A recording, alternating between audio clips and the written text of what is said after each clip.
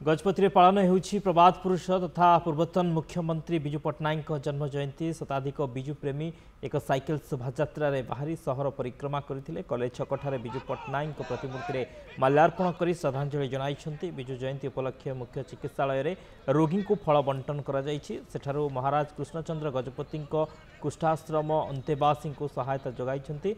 एहा परे विभिन्न स्थान में रक्तदान शिविर आयोजन करा जाइछे।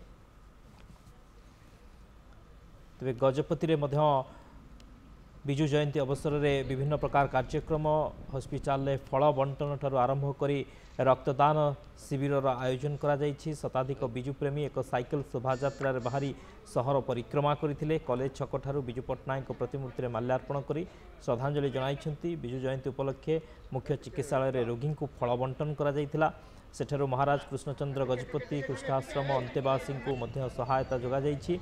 यापर विभिन्न स्थान में रक्तदान शिविर आयोजन करा जाइछि।